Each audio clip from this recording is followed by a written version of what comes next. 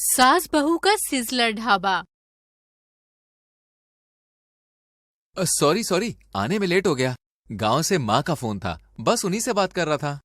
अच्छा, हमारी शादी की भी बात की क्या? अभी तो नहीं, पर जल्दी कर लूंगा। कब? 5 साल से यूं ही घुमा रहे हो। अपनी माँ से भला कौन इतना डरता है? मुझे नहीं पता। मैंने वकील से बात कर ली है और हम आज ही शादी करेंगे, वरना मैं खुद तो मरूंगी ही, साथ ही तुम्हें भी जेल भिजवा दूंगी। गांव का सुधीर और शहर की रोशनी 5 साल से रिलेशन में थे।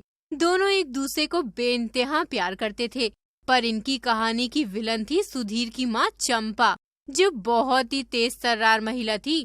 सुधीर के साथ पूरा गांव उनकी तीखी जुबान के तीरों से बचकर रहता था, लेकिन रोशनी के जिद करने पर सुधीर रोशनी से शादी कर गांव चला जाता है। सुधीर, तू अचानक क्या कंपनी वालों ने धक्के देकर निकाल दिया? और ये छोरी कौन है? कहीं ब्याह व्याह तो नहीं रचा लिया? जी माँ जी, मैं सुधीर की पत्नी हूँ और आपकी बहू। हे भगवान, तूने मुझे एक बेटा दिया, वो भी नाकारा। माँ तक को शादी में नहीं बुलाया, अब मेरे मुंह के सामने क्यों खड़ा है? ले जाए इस शहरी को अपने कमरे के अंदर। सुधीर माँ का गुस्सा देख जल्दी से रोशनी को कमरे में ले जाता है और थोड़ी देर बाद आकर अकेले में चंपा को समझाता है। माँ, रोशनी का इस दुनिया में मेरे सिवाय कोई नहीं है। मैं जानता हूँ कि आप एक शहरी लड़की से मेरी शादी नहीं करेंगी, इसलिए मुझे ये कदम उठाना पड़ा। बेटी की बात सुन चंपा भी शांत हो जाती है और रोशनी को अपना तो लेती है, पर उसका शहरी अंदाज, शहरी खाना उसे कुछ पसंद नहीं आता। अगली सुबह। हे भगवान, फिर से जला हुआ पराठा। तू दुल्हन है या धुआं बनाने वाली मशीन? मम्मी जी, गैस थोड़ी तेज थी इसलिए जल गया, लेकिन आगे से नहीं होगा। रोशनी देसी खाना बनाने में थोड़ी कच्ची थी, इसलिए दोनों सास बहू के बीच किटपिट होती रहती है। चंपा सरसों का तेल, ढेर सारा घी और जबरदस्त मिर्च मसाले वाला खाना बनाती थी, तो वहीं रोशनी मॉडर्न हेल्दी सिजलर बेकिंग में माहिर थी, इसलिए दोनों लड़ झगड़ कर भी एक ही किचन में नजर आती थी और पूरा गांव इन्हें चटपटी जोड़ी कहता था। एक दिन, माँ चलो ना, गांव में बड़ा शानदार मेला लगा है, देखने चलते हैं। अपनी छम्मक छल्लो को भी ले ले, वरना ताने मार मार कर तुझे अधमरा कर देगी। तीनों गांव के मेले में जाते हैं और एक स्टॉल पर रोशनी को गर्मा गर्म सिजलर दिखता है। Wow sizzler! इस स्टॉल पर कितनी भीड़ है। अगर मम्मी जी हम भी ऐसा ही ढाबा खोल ले तो गांव वाले हमारा सिजलर खाते रह जाएंगे। क्या भला है ये सिजलर? हमने तो पहली बार सुना है। अरे मम्मी जी, सिजलर एक गर्मा गर्म व्यंजन होता है। देखो उस स्टॉल पर कितनी भीड़ लगी है। मैं तो इससे भी अच्छा सिजलर बनाना जानती हूँ, तो क्यों ना हम दोनों सिजलर का ढाबा खोलें। वैसे भी सुधीर के ऑफिस जाने के बाद पूरा दिन मक्खियाँ मारते हुए गुजर जाता है।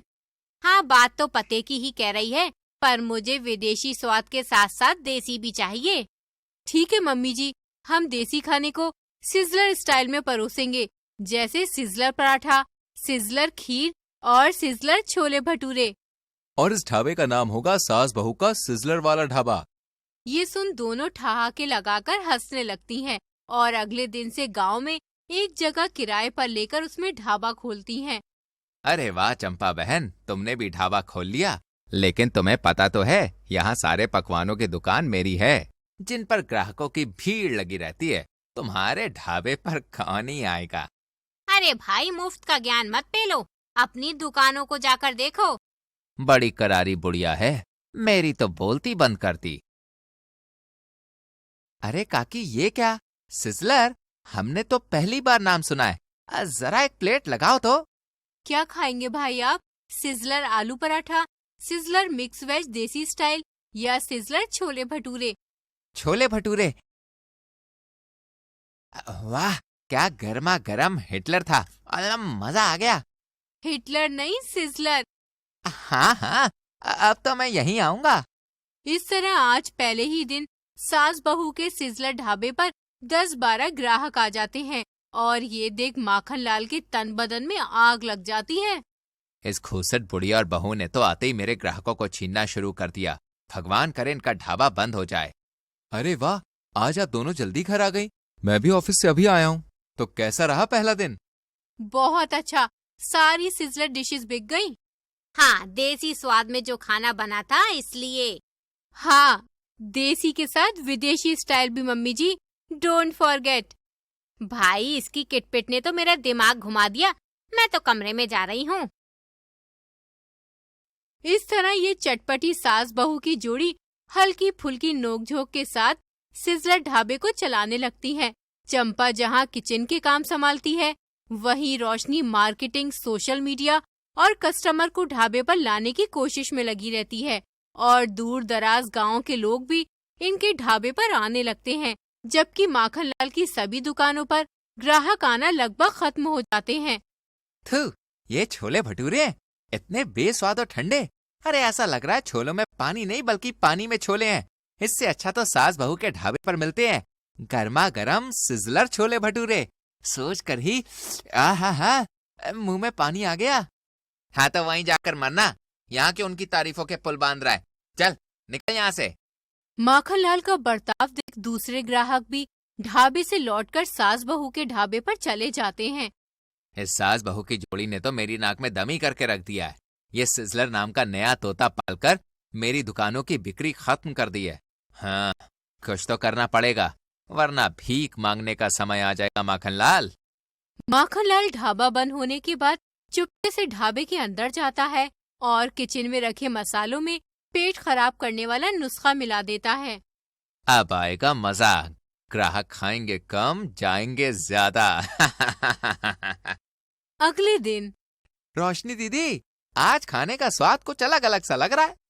नहीं भैया, ये तो वही सिजलर छोले भटूरे हैं जो आप रोज खाते हैं। ग्राहक शांति से खा लेता है, लेकिन गले से नीचे उतरते ही उसके पेट में गुड़गुड़ होना शुरू हो जाती है और वो जल्दी से शौचालय भागता है। ऐसे ही हाल बाकी ग्राहकों का भी हो जाता है। भाई लोग, ये सास बहू ने जरूर हमें उस सिसलर के नाम पर खराब खाना परोस दिया है, तभी तो हमारा पेट खराब हो गया। अब कोई यहाँ नहीं खाएगा। ओह, इसी तरह हर रोज होने लगता है। मैं तो कहता हूँ रोशनी, तुम्हें ढाबे पर सीसीटीवी कैमरा लगवाना चाहिए। क्या पता कोई दुश्मन तुम्हारे बुरे के लिए ये सब कर रहा हो। किसी ने खाने में कुछ मिला दिया जिसे तुम लोग रोज इस्तेमाल कर रही हो। हाँ हाँ बहू, तू टीवी कैमरा लगवा ले, पता तो चले आखिर कौन सा दुश्मन हमारा बुरा चाहता है। उसकी हड्डियों का शोरबा तो मैं बनाऊंगी। मम्मी जी, टीवी कैमरा नहीं, सीसीटीवी कैमरा। दोनों सास बहू ढाबे पर हिडन कैमरा लगवा देती हैं, जिसके बाद पुलिस माखनलाल से अच्छा खासा फाइन वसूलती है।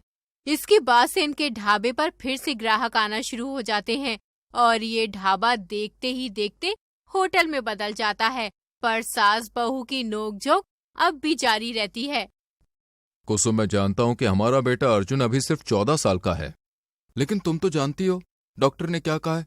मेरी ये बीमारी मुझे ज्यादा समय तक जीने नहीं देगी, इसलिए मैं चाहता हूँ कि अर्जुन की शादी मेरी आंखों के सामने हो जाए।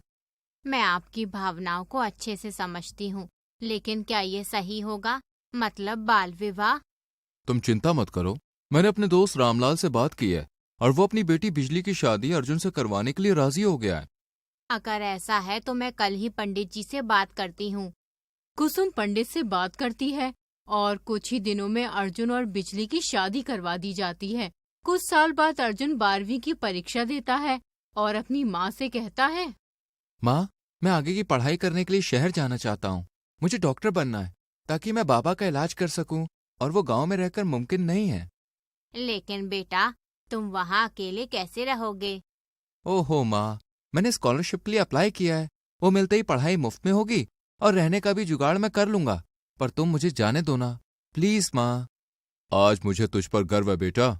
अगर तुम पढ़ना चाहते हो तो शहर चले जाओ।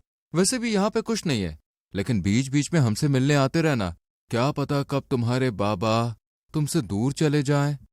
आप ऐसी बातें मत कीजिए बाबा, आप ठीक हो जाएंगे बहुत जल्दी। अगले दिन अर्जुन पैकिंग करके शहर जाने लगता है। अच्छा माँ, अपना, बाबा और राहुल का ख्याल रखना। मैं डॉक्टर बनते ही लौटूंगा और राहुल को भी अपने साथ बड़ा डॉक्टर बनाऊंगा। पर तब तक तुम सब अपना ख्याल रखना। बेटे को जाता देख कुसुम की आंखें भर आती हैं, पर वो भारी दिल से अपने बेटे को शहर के लिए रवाना करती है। यूं ही साल गुजरने लगते हैं। कुसुम बहन, कैसी हो? सब ठीक है? और रमेश की हालत अब कैसी है? सुना है कि दवा भी काम नहीं कर रही अब। कुछ मत पूछिए रामलाल जी, अब तो भगवान ही मालिक है। बस उम्मीद कर रहे हैं कि अर्जुन जल्दी लौट आए। हर सांस में अर्जुन को देखने की बात कहते हैं। ना जाने क्यों ऊपर वाला हमारी परीक्षा ले रहा है। चिंता मत करो कुसुम बहन, मैं तो ये कहने आया था कि अब मेरी भी तबीयत नासाज रहती है और आपके कहे मुताबिक 6 साल गुजर गए। अब आप हमारी बिटिया बिजली को विदा करवा लाइए ताकि हम भी उसे अर्जुन को सौंपकर निश्चिंत हो सकें।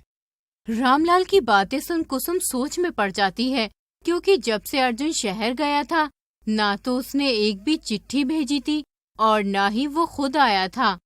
मैं जानता हूं कि तुम क्या सोच रही हो, पर अर्जुन नहीं है तो क्या हुआ? तुम एक काम करो, अगले हफ्ते ही बिजली को विदा करवा लाओ। जब अर्जुन आएगा तब हम उसके साथ बिजली को शहर भेज देंगे। माँ, लेकिन ये बिजली कौन है? कुसुम राहुल को पूरी बात बताती है और दोनों बिजली को घर ले आते हैं, पर तभी रमेश की सांसें थम जाती हैं और घर में मातम पसर जाता है। अब तो तेरे बाबा भी नहीं रहे। लगता है जैसे अर्जुन तो हमें भूल ही गया। पर मेरा तो ये सोचकर दिल बैठा जा रहा है कि अब बिजली का क्या होगा। तुम चिंता मत करो माँ, कल ही मैं शहर जाऊंगा और भैया को वापस लेकर ही लौटूंगा। रमेश अगले दिन ही शहर के लिए निकल जाता है और ढूंढते ढूंढते अर्जुन के घर पहुंच जाता है। दरवाजा खोलो, कोई है? भैया, दरवाजा खोलो भैया। जी, किससे काम है? जी, मेरा नाम रमेश है। यहाँ मेरे भैया रहते हैं। अर्जुन, आप उन्हें बुला देंगी? सुनते हो, कोई रमेश आया है, कहता है तुम्हारा भाई है। रमेश का नाम सुनते ही अर्जुन दौड़ा दौड़ा बाहर आता है। तू जानता नहीं छोटे, आज मैं कितना खुश हूँ। कई बार कोशिश की कि मैं घर आ जाऊं, लेकिन नहीं आ पाया। तू अंदर आ। और माँ बाबा कैसे हैं? सब ठीक है ना? नहीं भैया, अब बाबा नहीं रहे। यही खबर लेकर तो मैं यहाँ पे आया था। तुम मेरे साथ चलो, माँ बहुत परेशान है और वहाँ तुम्हारी पत्नी तुम्हारा इंतजार भी कर रही है। मेरी पत्नी?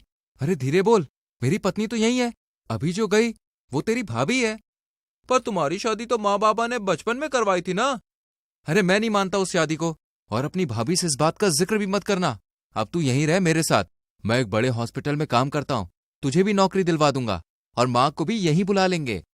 रमेश भी अर्जुन की बात मान लेता है। थोड़े ही दिनों में वो शहर के तौर तरीके भी सीख जाता है और अर्जुन उसे नौकरी भी दिलवा देता है। एक दिन रमेश सड़क से जा ही रहा था कि उसकी नजर बिजली पर पड़ती है। बिजली, तुम यहाँ? हाँ, उनको ढूंढते हुए चली आई। परसों रात माँ जी भी गुजर गई। तुम दोनों नहीं थे तो मैं यहीं चली आई। रमेश दुखी मन से बिजली को पूरी बात बताता है। क्या उन्होंने दूसरी शादी कर ली? अगर ऐसा है तो मेरा मर जाना ही अच्छा रहेगा। ऐसा मत करो बिजली, मैं तुम्हें यूं दुखी नहीं देख सकता। तुम चाहो तो हम दोनों शादी कर सकते हैं, फिर यहीं पे रहेंगे। बिजली भी मान जाती है और रमेश उससे शादी करके अर्जुन के घर जाता है। अरे वाह, कितनी सुंदर है ये और कितनी प्यारी भी। पर ये है कौन? वो भाभी, ये मेरी प्रेमिका है। गांव से ढूंढते हुए मुझे यहाँ गई तो मैंने इससे शादी कर ली। ये तो बहुत अच्छा किया। अब मेरी देवरानी को अंदर ले आओ। रानी बिजली को अंदर ले आती है। वही अर्जुन बिजली की खूबसूरती में इतना खो जाता है कि उसे देखता ही रह जाता है।